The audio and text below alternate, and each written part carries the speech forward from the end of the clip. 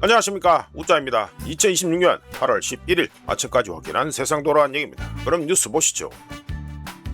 한일 미군기지 북중 공격에 취약하다. 패트리어트 아이언돔 강화해야 된다라고 했네. CSIS 국방장관이 월스트리트 저널에 기고했다.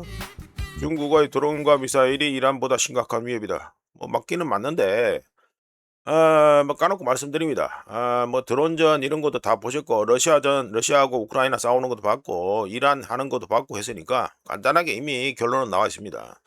기존의 미사일 방어망, 방어 시스템 이거로 해가지고 지금 탄도미사일 그리고 드론을 막는다는 건요, 이제 무협지급이다. 무협지. 안 된다는 걸 알고 있습니다. 넘어가고요. 시간만 벌어줄 뿐이죠. 자, 금덩이 보시죠. 뭐 오늘 뭐 우리나라 뉴스는 별로 별 것도 없고, 뒤에 더 듣고 있으니까 빨리빨리 넘기죠. 금덩이 보시면 1.08%. 잘 올라가는데. 예, 잘 올라가죠. 1온스에 4,390.23달러가 됐습니다. 뭐 잘 올라가고 있으니까 뭐 말할 거는 별로 없고요. 근데 우짜겐 쪽으로는 지금 여기서 그냥 논스톱으로 쉬지 않고 바로 쭉 달린다. 그거보다는 한번 바닥을 한 번 더 확인하고 그 다음에 가는 게 좀 좋아 보인다. 이렇게 봅니다. 그래서 여전히 뷰는 8월 말에서 9월 초에 해가지고 바닥을 확인하고 해가지고 그 다음에 다음 사이클에 들어갈 것이다. 이렇게 우적견적으로 봅니다. 관련해서 저 미국 시간으로 8월 10일이지. 그리고 우리 시간으로 언제냐? 내일 모레냐? 하여간에 새벽이 될 거니까. 하여간 미국 시간으로 8월 12일에 해가지고 미국의 CPI 데이터가 나온다는 거. 그 물가 상승률 나오니까 그거를 보고 확인해도 늦지 않겠다. 이런 생각 듭니다. 자, 넘어가고요. 요거는 급등이니까 뭐 이어서 해가지고 말씀드리죠. 중국의 금 ETF 인기가 계속해서 상승 중이다 해서 말씀드립니다. 8월 6일까지 기준해서 중국 투자자들이 금 ETF에 2억 9,600만 달러를 갖다가 넣으면서 돈을 갖다가 투자하면서 최소 3개월 만에 두 번째로 제일 큰, 그 두 번째로 큰 데일리 하루 유입액을 갖다가 기록했고요. 두 번째로 크잖아요. 예, 두 번째로 큰 유입액을 기록했고 17일 연속 쭉 해가지고 17일 연속 돈이 유입된 데다가 3월 이후 해가지고 가장 긴 연속 돈, 그러니까 금 ETF에 돈을 갖다 넣는 거, 이거 연속 유입 기록을 갖다가 세웠습니다. 17거래일 동안 중국 금 ETF에는 총 17억 달러가 유입되었고요. 한편 최신 CFTC, 뭐 미국의 상품 선물 거래위원회죠. 이 CFTC 데이터에 따르면 헤지펀드와 자산 운용사들은 8월 4일 기준, 그러니까 8월 4일로 끝나는 주 해가지고 지난 한 주 동안 금덩이 매수 포지션을 갖다가 6개월 만에 최고 수준으로 늘렸고 그 결과 금값은 8월 첫 주에만 7.1% 상승해서 7개월 만에 가장 높은 주간 상승률을 기록했습니다. 좀 전에 금덩이값 뭐 차트 보시다시피 잘 올라가고 있죠. 예, 잘 올라가고 있습니다. 중국 주식판의, 그러니까 이거 중국의 금 ETF에 돈이 가지고 몰려 들어가는 거는 중국 주식판의 변동성 확대로 인해 중국 투자자들이 위험 회피를 위해 금으로 돈을 갖다가 이동하는 이른바 로테이션 트레이드 현상이 나타났기 때문이고요. 그런데 갑자기 모두가 7월 말을 갖다가 기점으로 해서 모두가 금덩이에 대해서 낙관적인 전망을 하고 있는데 우짜는 이미 금 차트를 보여드리면서 지금 너무 좀 빠른 것 같다라고 의견을 갖다가 제시했습니다. 자, 넘어가고요. 자, 은덩이 보시죠. 은덩이는 3.55%더 올라가지고 여기도 볼린저 밴드 밖으로 해서 잘 올라가네요. 이런 수에 65.80달러가 됩니다.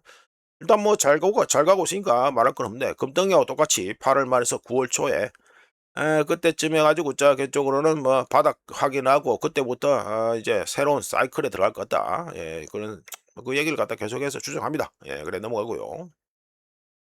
야, 서부 텍사스에 올려놓고 유가별로 가지고 말씀드리죠. 트럼프가 이란에 배상을 요구한다는 보도가 나왔지요. 예, 그 보도가 나온 후에 유가는 상승했습니다. 유가는 상승해서 브렌트유는 5.09% 상승해서 1배럴에 87.80달러가 됐고 서부 텍사스유는 이것도 똑같이 가지고 5.38% 상승해서 1배럴에 82.38달러. 네, 요리 됩니다. 조금 빠른 것 같은데. 아, 5.48% 상승해서 1배럴에 82.38달러가 됐고요. 오만 10월 물은 4.49% 상승해서 1배럴에 85.22달러가 됐습니다. 자, 넘어가고요. 트럼프가 이란에 배상을 요구한다. 달러 인덱스 보이죠? 달러 인덱스는 0.20% 상승해서 99.804가 됐습니다. 옆으로 줄을 세우네요. 옆으로 줄을 세웁니다. 관련 소자 계속해서 말씀드린 이 밑에 지지선이 하나 있습니다. 99.3, 때마침 보시면 볼린저 밴드 하단이 99.25, 이 차트 기준은 25 이 정도를 지나가고 있는데, 요 정도에서 밑에 달러 인덱스 지지선이 있습니다.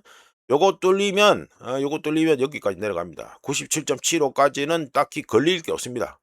딱히 걸릴 게 있습니까? 없죠? 여기까지는 그냥 쑥 간다고 보면 되는데, 99.3을 갖다가 뚫지 않는다 하면은 그럼 위로 가겠죠. 하여간에 달러 인덱스 얘기를 조금 말씀드려 보면 차트는 말씀드렸고, 달러 인덱스의 경우 패드 미 연준이 금리 인하를 시작하지 않아도 시장에서 패드의 추가 금리 인상이 임박했다는 믿음을 버리는 것만으로도 충분히 달러 인덱스, 달러 값은 하락할 수 있습니다. 반대로 금은 어떻습니까?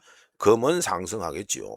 관련해서 미국 시간으로 8월 12일에 7월 CPI 데이터가 나오는데, 이거 상당히 중요합니다. ING, 이거 보험생명 위쪽이죠. ING에서는 시장 예상보다 이 7월 CPI 데이터, 인플레이션율이 낮을 것으로 현재 예상하고 있고, 만약에 ING의 예상이 맞을 경우 달러 인덱스는 더 떨어질 가능성이 있다는 거, 요거는 고려하셔야 되겠습니다.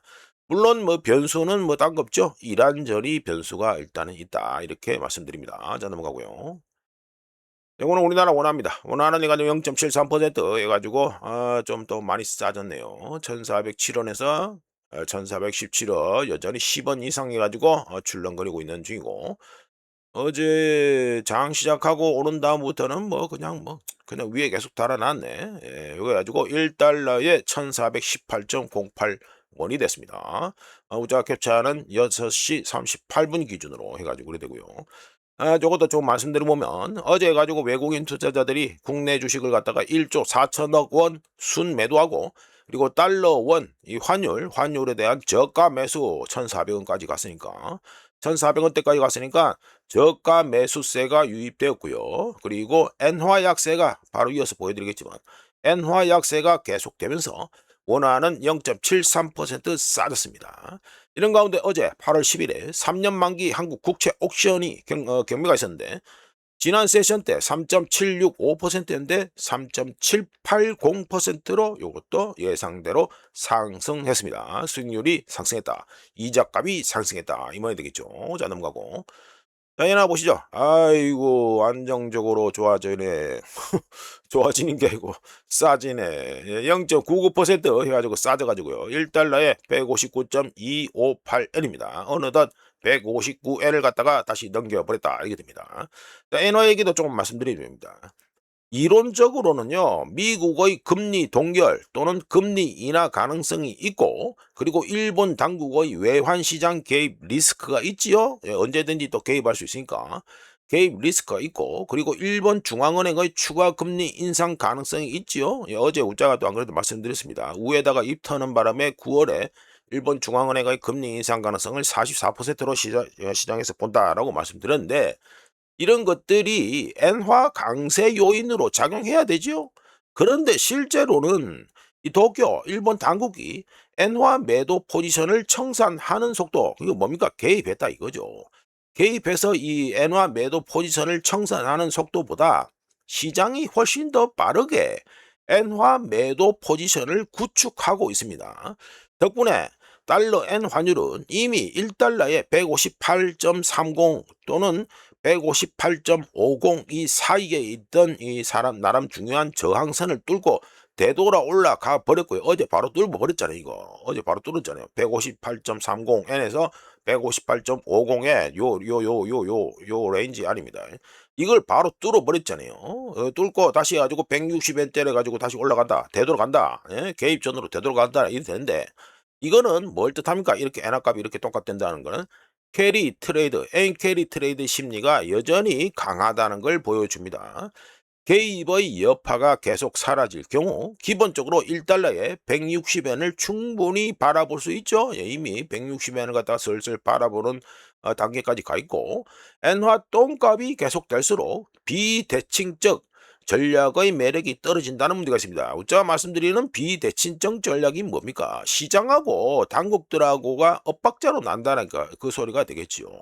일본 당국은 이미 개입을 계속하겠다라는 속내를 갖다가 드러냈고, 일본 중앙은행은 점진적으로 시장과 반대 방향 어디입니까? 금리를 인상하는 거죠.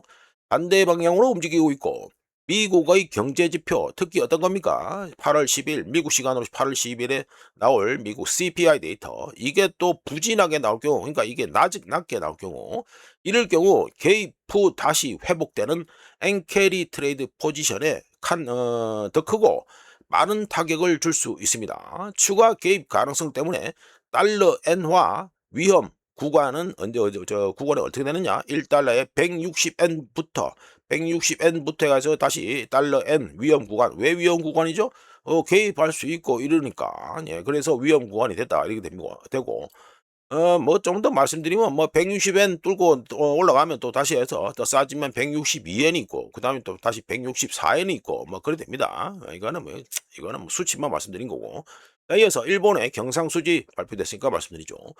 5월에 3조 9,680억 엔에서 6월에 마이너스 9,230억 엔, 9,230억 엔 적자로 전환되었습니다. 일본의 경상수지가.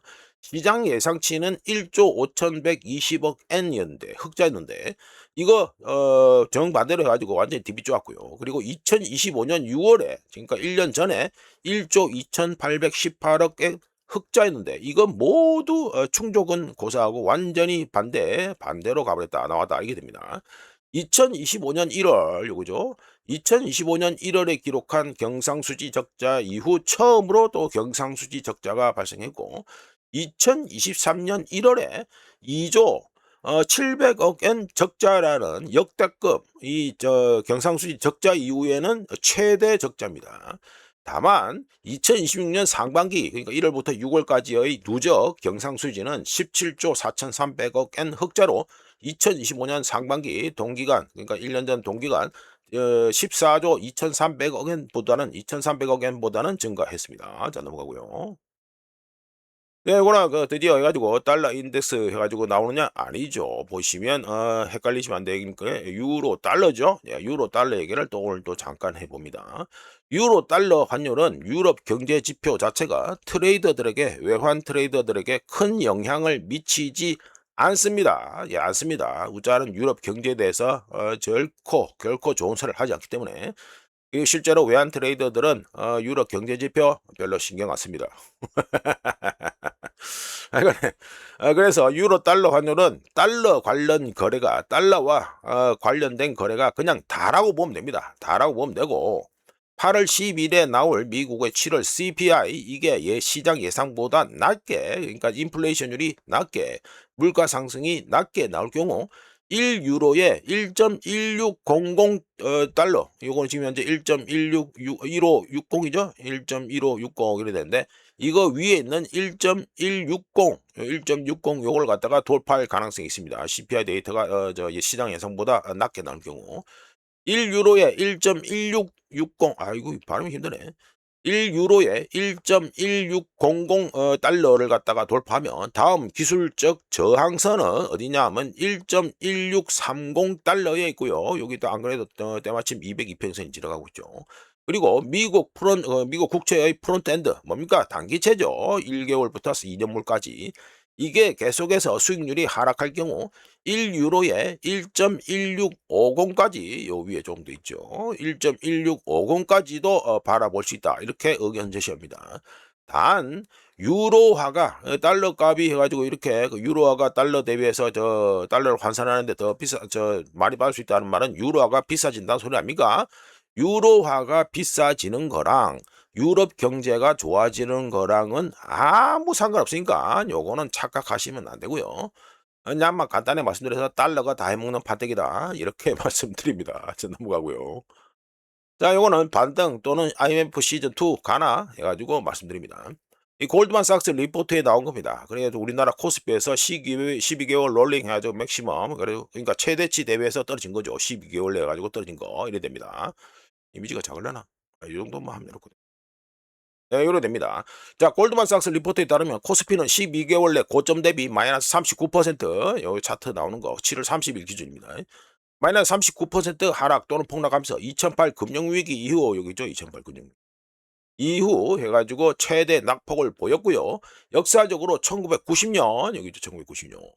1990년 이후 30% 이상 하락한 9번의 폭락을 갖다가 여기서 저거로 얘기한 겁니다. 하나, 둘, 셋, 넷, 다섯, 여섯, 일곱, 여덟, 아홉, 요거죠. 그러니까 요거를 빼고 9번의 폭락 이후에 코스피는 중간값 기준 그 평균치라고 보면 되겠죠. 중간값 기준으로 다음 3개월 동안 16% 상승하고 6개월 동안 43% 상승하고 12개월 동안 59% 상승했습니다. 그러니까 이거 요번에 하락했는 거 이 코스피 이게 앞으로 어떻게 될런지 앞으로 다음 3개월 그리고 6개월 그리고 12개월 다음 지난 후에 어떻게 될런지 궁금하다 이 소리가 되겠고, 관련해서 우리가 IMF 사태를 갖다가 얘기를 말씀드렸으니까 또 그 얘기를 잠깐 또 해보죠. 옛날 얘기 또 재밌지 않습니까? 예. 요즘 사람들은 1992년 요 우짜가 해가지고 92년 거를 갖다가 얘기를 안 하고 있는데, 요거 보시면 1990 요 있죠, 90이죠. 보면은 뭔가 이상하게 돼 있죠. 아이고 씨. 예, 도메스틱 언서티티, 그러니까 그 국내 불확실성 때문에 가지고 이렇게 떨어졌다 이 말이 됩니다. 다른 것들은 무슨 이제 뭐 전쟁 터지고 이런 거 영향을 받았는데 1992년에 해 가지고 우리나라 국내 문제 때문에 떨어졌다 하니까 좀 이해가 안 될 것 같아 가지고 우짜가 조금 얘기를 말씀드립니다. 요즘 사람들은 1992년에 무슨 일이 있었는지 잘 모를 것 같아서 우짜가 좀 말씀드리는데요. 1980년대 후반 한국 증시를 이끌었던 삼저 현상이 있었습니다. 삼저 현상 또는 삼저 효과라고 있는데, 저금리, 저유가, 저달러 이 삼저가 있어가지고 이거 덕분에 장사를 잘했죠. 그 수혜를 본 게 누굽니까? 전두환 형님, 예, 두환 형님이죠. 그런데 1992년에는 반대로 삼고 현상이 있었습니다. 고금리, 고임금, 고물가 현상이 우리 한국 경제의 발목을 잡았고, 당시에 또 무슨 일이 있었습니까? 이 대선이죠, 대선. 이 대선에 정주영 당시 현대그룹 회장이 14대 대선에 출마하면서 정치 혼란도 같이 벌어졌었습니다. 우자처럼 뭐 짬밥 먹은 사람 알고 있겠지만 당시에 정주영 회장이 출마한다니까 어떻게 됐습니까? 국세청에서 현대그룹에 대해서 당시까지는 사상 최대 규모인 1360억 원에 달하는 추징금을 때린 바 있지요. 예, 그래 되고 그다음에 이런 선거판 이거에 나와 있지 않는 또 다른 또 사건이 있었는데, 논노, 예, 우짜처럼 뭐 짬밥 좀 되는 인간들은 알고 있는 사람들은 알고 있는 논노를 비롯해 사모물산 등 중견 상장 기업들이 고금리와 자금난을 견디지 못하고 잇따라 부도 처리되면서 IMF 사태 미리 보기를 갖다가 1992년에 일단 보여준 바 있습니다. 요 대선에서 김영삼이가 땡삼이 행님이 당선된 후 해가지고 얼마 됩니까? 좀 이따가 해가지고 IMF 사태 터지고 난 다음에 DJ 선생께서 정권을 잡았지요. 뭐 혹자는 뭐 해가지고 땡삼이 행님부터 해가지고 그때부터는 우리나라가 맛이 갔다 뭐 그래 생각한다고 할 수 있는데, 뭐 그거는 개인의 자유고요. 하여간에 뭐 군사 정권 좋다는 사람들은 군사 정권 보면 되는 거고 뭐 민주화 이쪽이 뭐 좋다고 보는 사람은 민주화에 좋다고 보면 되는 거고, 만약 그래 됩니다. 하여간 예외가 어떻게 되냐, 요거 제가 또 다시 보여드릴게요. 예외가 어떻게 되냐, 여기서 이거 이전에 9번 갔다리 하는데, 예, 이전에 9번에서 9번 이거 떨어지는 거 이거에서 해가지고 예외가 되는 게 하나 있습니다. 이거 보시면 해가지고 빨간 게 하나 찍히죠 이게. 예, 1997년 해가지고 1월 7일 해가지고 사건 터지고 이후 6개월 해가지고 마이너스가 났다는 표시가 되어 있습니다. 예외다, 예외 9번의 사례에서 예외되는 게 바로 1991년 1월과 97년 1월 폭락으로 폭락 후 3개월과 6개월 동안 각각 14%와 27% 이렇게 해가지고 상승을 했지만, 이후 아시아 금융위기 또는 IMF 사태가 본격화되면서 12개월 후에는 마이너스 33% 추가 폭락을 했습니다. 요게 딱 하나 눈에 밟히죠. 결국 코스피는 1998년 중반까지 고점 대비 마이너스 5% 하락 또는 폭락을 했습니다. 여기 보시면 1998년 아니 6월 16일 이렇게 돼 있지만 1998년 중반까지 이거 이 6월이니까 중반 아닙니까? 이 전까지 해 가지고 하락을 갖다가 65% 고점 대비 지난 고점 대비 65% 폭락을 한 것입니다. 즉 2026년 현재 코스피 이거는 선행 주가 수익 비율이라고 있는데 선행 주가 수익 비율이라고 퍼 이래 부르죠. 이게 지금 현재 4.85%에 불과하고요. 1990년 이후에 가지고 주요 하락장 중 가장 낮은 현재 밸류에이션을 기록 중입니다. 동시에 향후 12개월간 영업이익 예상률이 예상 성장률이 92%로 현재 여기 나와 있는 이 데이터 세트 중에서는 가장 높은 수준입니다. 그러니까 좋아 보인다 이거죠. 향후 예상이. 단 2026년 실적 전망은 삼성전자와 SK하이닉스에 대한 매우 낙관적인 전망에 크게 의존하고 있기 때문에 AI 메모리 사이클이 불안해질 경우 전망 자체가 완전히 틀릴 수 있다는 문제가 있습니다. 이거는 반드시 고려해야 되겠죠. 결론은 한국 증시가 과거처럼 반등할지 또는 IMF 사태, 1997년 IMF 사태처럼 6개월까지 반등한 후에 추가 하락을 할지 이게 우짜겐적으로 궁금하다 이렇게 말씀드립니다. 자 넘어가고요. 네, 보고 넘어가고. 네, 이거는 일본의 4대 생보사들의 미실현 손실이 해가지고 증가 중이다 해가지고 블룸버그 차트입니다. 자 말씀 들어보죠. 일본의 4대 생명보험사 니폰생명, 다이이치생명, 그리고 수미모토 생명, 그리고 메이지 야스다 생명 이래서 4대 생명보험사인데 이들이 들고 있는 일본 국채에서의 미실현 손실액이 미실현 손실액이죠. 요거는 손실액이 2026년 2, 4분기에 7% 증가해서 올타임 하이 역대 최대인 15조 1300억 엔, 15조 1300원, 아이고 발음이 잘 안 되네. 15조 1300억 엔. 아 진짜 단위가 크니까 발음이 힘드네. 이거 달러로 바꾸면 960억 달러입니다. 960억 달러를 갖다가 기록했습니다. 7분기 연속 증가에다가 7분기 동안 미실현 손실은 3배 이상 급증했는데 원인은 일본 국채 수익률 상승으로 인해 기존에 보유하고 있던 국채 가격이 하락했기 때문이죠. 국채에 관심 있는 분들은 아시겠지만 국채의 경우 수익률이 높을 때 들어가서 싸지면은 남는 장사죠. 예, 근데 내가 들어갔을 때 국채 수익률이 낮은데 뒤에 국채 수익률이 높아지면 어떻게 됩니까? 예, 그러면은 손해 본다고 보시면 됩니다. 이거는 국채에 관심 있는 분들은 다 아시는 거고. 하여간에 참고로 일본 생보사들은 일반적으로 장기 보험 의무를 이행하기 위해 만기 때까지 일본 국채를 포함해서 채권을 보유하는데요. 일본 보험사를 이용하는 고객들이 보험 계약 해지를 하고 그런 보험 계약 해지가 급증할 경우 보험금 지급을 위해 보유 중인 채권, 국채를 포함해서 이거를 매각해야 됩니다. 자, 이제 보유 중이던 채권을 매각한다는 소리는 뭐 됩니까? 미실현 손실의 손실 확정이다. 이 말이 되겠죠. 자, 이럴 경우에는 투자 포트폴리오와 수익 모두에 압박을 가하게 됩니다. 그런데 지금 현재 보시면 해가지고 일본의 30년 만기 국채 수익률이 어떻게 된다? 3.96%. 우짜가 어제 장 마치고 포크 캡처한 게 이래 됩니다. 이거 왜 이래 되죠? 다카이치 내각의 재정 지출 확대로 인해 해가지고 30년 만기 국채 수익률이 해가지고 이렇게 3.96%까지 상승했는데 이거 1990년에 발행하고 이후에 처음으로 올해 5월 달에 4%를 넘긴 바 있습니다. 지금 계속해서 4%를 뚫으려고 지금 호시탐탐 기회를 보고 있다. 이렇게 보시면 됩니다. 오늘 혀가 계속 말리네. 네, 이거는 TSMC 소식입니다. 자, TSMC 매출이 증가했다 해가지고 말씀드리죠. 2026년 올해 TSMC와 엔비디아 주가 흐름을 보여주는 블룸버그 차트인데요. TSMC 오렌지색이죠. 예, 오렌지색. 이 TSMC는 AI 칩 수요 폭증에 힘입어 2025년 말 대비 주가가 크게 상승했고, 1월 달부터 출발이니까 크게 상승했고, 삼성전자와 SK하이닉스처럼 TSMC 역시 AI 투자 폭증의 수혜자라는 걸 갖다가 대만 가권지수 쪽에 있는 이 TSMC 주가입니다. 이거 대만 가권지수와 엔비디아 이 주가와의 비교를 통해서 알 수 있습니다. TSMC 주가는요 7월 말 최고점 대비해서는 소폭 하락했지만 여전히 연초 대비해서는 50% 이상 높은 상승률을 유지하고 있습니다. 한편 TSMC가 AI 칩 수요 급증 때문에 7월 매출을 갖다가 YOY 작년 7월 대비해서 45% 증가한 145억 달러라고 발표했고요. 1월부터 7월까지 그 누적해서 TSMC의 매출은 891억 달러로 YOY 작년 상반기 작년 그러니까 1월부터 7월까지죠. 1월까지 7월 2025년 1월부터 7월까지 대비해서 37% 증가했습니다.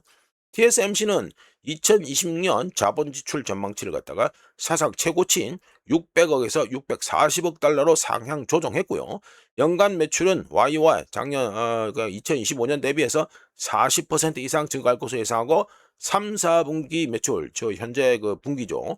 3, 4분기 매출은 YOY 작년 3, 4분기 대비해서 47% 증가할 것으로 예상한다. 가이던스를 갖다가 제시했습니다. 자, 넘어가고요. 자, 이러한 대통령 폐쇄시키하니 최고 지도자와 7시간 면담 매우 건강하다 해가지고 떠들었네. 예, 뭐 폐쇄시키하니 해가지고 모스타바 만났다고 얘기를 하는 건데요. 뭐 간단하게 코멘트합니다. 자, 모스타바 얼굴이 나왔죠? 예, 일단 나왔습니다. 참고로 이 영상이 공개됐는데 이 영상의 길이는요 꼴랑 15초도 안 됩니다. 억수로 짧습니다. 엄청 짧고요. 그리고 각종 뭐 여러 가지 부가 정보는 하나도 없습니다. 장소야 뭐 당연히 말 안 한다 하더라도 일반적으로 이거 이런 거 찍으면 날짜를 갖다가 알려주려고 노력을 하는데 날짜도 보이지 않습니다. 날짜도 보이지 않는다. 그리고 배경 얘기를 좀 말씀드리면 페제시키안이 이 모즈탑을 만난 게 이란 국영통신에 따르면 7월 말이라고 하는데 페제시키안의 경우에는요 5일 전에 8월 3일에 모주타바와의 소통이 매우 어렵다고 발언한 바 있습니다. 뭐 좀 아다리가 좀 잘 안 맞죠. 하여간에 뭐 추가 영상 공개한다니까 뭐 기다리면 되겠고 이런 가운데 이란전 162일차 요약을 잠깐 말씀드려보면 사우디가 밖에 나가 있는 유조선 15척 15척을 갖다가 중동으로 다시 불러들이고 있는데요. 혹시라도 호르무즈 해협 통과를 갖다가 시도할런지 우짜 개인적으로 좀 궁금하다 이렇게 말씀드리고 호르무즈 해협권에 대해서 제가 간단하게 말씀드리면 호르무즈 해협권은요 양쪽에 있어서 그러니까 미국하고 이란하고 미국에 있어서 한쪽의 양보가 필요합니다.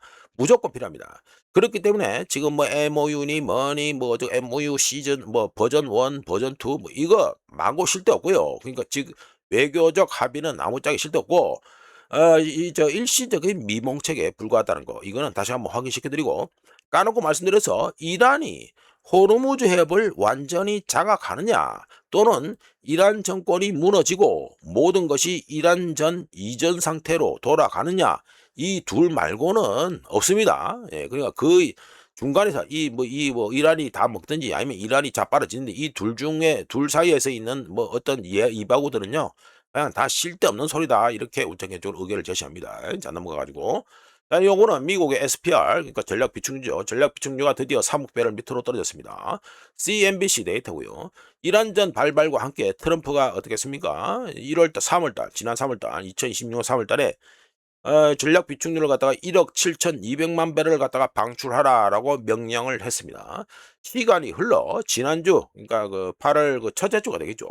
8월 첫째 주 데이터로 해서 610만 배럴 일주일 동안 610만 배럴이 방출되면서 미국의 전략 비축유는 1983년 이후 처음으로 3억 배럴 및 여기 어떻게 됩니까? 2억 9,870만 배럴 그러니까 3억 배럴 밑으로 떨어졌습니다.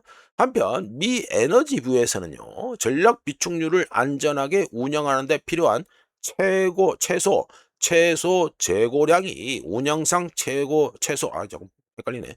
운영상 최소 재고량이 7천만 배럴이라고 떠들었는데 부자 관련해서 이미 한번 말씀드린 바 있습니다. 미국의 전략 비축유 재고에서 이거 저 있잖아요. 이게 3억 배럴도 안 되는 거. 여기서 1억 5천만 배럴은 무조건 빼야 된다고 이미 말씀드린 바 있습니다. 왜 그렇습니까? 소금 동굴에 쟁여놓은 미국의 전략 비축유의 경우에는요, 이 단순 숫자와 달리 실제로는 암석, 흙, 슬러지, 그리고 기름 오래 놔두면 파라핀 왁스 끼고 뭐 이래 되거든요. 파라핀 왁스 등에 의해서 막히거나 사용할 수 없는 물량이 1억 5천만 배럴에 달하기 때문입니다. 즉 이제 남은 거 실제로 뽑아내니까 이제 이것도 억지로 뽑아내는 거예요. 뽑아낼 수 있는 물량이 이제 1억 5천만 배럴도 안 남았다 이 소리가 되겠지요. 자, 넘어가고요. 자, 요거는 해가지고 이것도 스마트폰에서 캡처하다 보니까 예, 요래 되는데 해가지고 뭐 말씀드리죠. 네, 이거는 S&P 500의 드문 상승세라고 해가지고 말씀드립니다. CNBC가 분석한 S&P 500 지수의 역사적 흐름 차트인데, 여기서 2000년 닷컴 버블, 2000년 닷컴 버블 여기 있죠.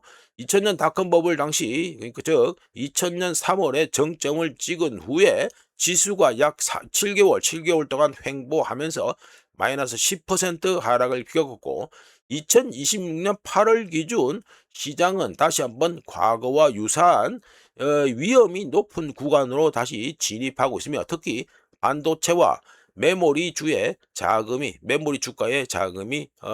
집중되고 있습니다. S&P 500 지수의 경우 4거래일 만에 5%, 여기죠, 5.8%, 5% 이상 급등해서 52주 신고가와 올타임 하이를 동시에 경신했는데요. 요거죠. BTIG 여기 뭐 분석하는 데입니다. 뭐 기업하고 투자자들 전문적으로 해가지고 분석하는 데입니다.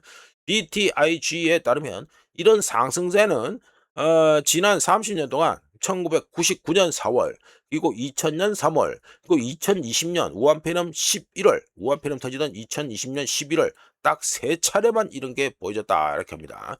3차례 중 2차례, 3번 중 2번은 장기간 약세로 이어져서, 그러니까 그래 오른 다음에 장기간 약세로 이어졌다 이거죠.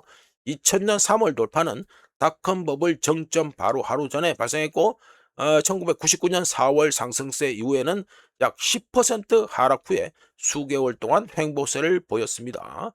그러니까 두 개를 갖다가 케이스를 2번 말씀드렸잖아요. 2000년하고 1999년 이 2개를 말씀드렸고, 나머지 한번 2020년 해가지고 우한폐렴, 이때는 유일하게 수개월 동안 상승 랠리가 지속되는 시작점이 된 바 있습니다.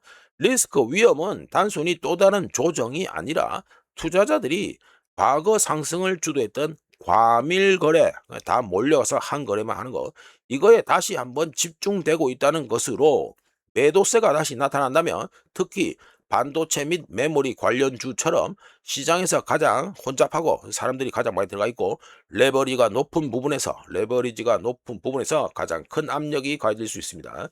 향후 중요한 점은 다음 변동성 충격이 반도체 같은 특정 부분에 집중될지 아니면 시장 전반으로 확산될지 여부이고요. 미국 증시가 더욱 과열되고 불안정해짐에 따라 해외 증시는 중기적으로 미국 증시에 비해서 상대적으로 더 나은 퍼포먼스를 보일 가능성이 있다 이렇게 말씀드립니다. 자, 넘어가고요. 자, 이거는 또 CNBC 해가지고 엔비디아에서도 발표가 나왔으니까 말씀드립니다. 엔비디아와 또 순환거래 뭐 계속 우려먹는 겁니다. 젠슨 황이 또 나와서. CNBC에 따르면 엔비디아가 아폴로, 블랙스톤, 블랙락, 골드만삭스, KKR 그리고 브룩필드와 함께 약 5천억, 이거 단위가 엄청나죠. 5천억 달러짜리 AI 투자 계획을 빠르면 오늘 발표할 예정이라고 합니다. 그래서 이미지를 바꿔놓고, 어마어마하죠. 예, 단위가 어마어마합니다. 이제 단위가 5조 달러입니다. 예, 순환거래 차트 올려놓고, 이번 투자는 테크 기업들, 기술 기업들이 AI 프로젝트 자금 조달 위해 빚을 늘리는 추세에 따른 것인데, 엔비디아의 경우 이번 투자를 통해 이른바 5천억 달러짜리 이번 투자를 통해 주요 고객사들이 GPU 구매, 데이터 센터 구축, 장기 전력 공급 확보에 필요한 자금을 확보할 수 있을 것으로 기대한다라고 했습니다. 근데 그 관련해서 우짜의 경우에는요, 이미 해가지고 안 좋은 소리를 한 바 있습니다. 네, 무한자금 결함이라는 보자 이미지입니다만 해가지고 유튜브 영상을 갖다 이미 만드는 바 있습니다. 2025년에 만들었습니다. 순환자금 자금 규모가 갈수록 커지고 있는데, 관련해서 우자가 2025년 11월에 무한자금 결함이라 해서 이거 계속 뺑뺑이 돌리고 앉아 있는데, 이거 이러다가 자빠라질 수 있다. 터지면 어마어마하다. 이래가지고 모래성을 갖다가 배경을 해서 얘기 한번 했는데, 시간이 그러니까 다이겐 그렇고 관심 있는 분들은 나 무한자금 결합 이거를 갖다가 보시면 되겠다 이렇게 말씀드리면서 넘어가고, 자, 현금 창출에서 현금 소진 기업으로 바뀌었다 해가지고 말씀드립니다. 현금 창출 기업으로 유명했던 빅테크들이 오히려 현금 소진 기업으로 전락했습니다.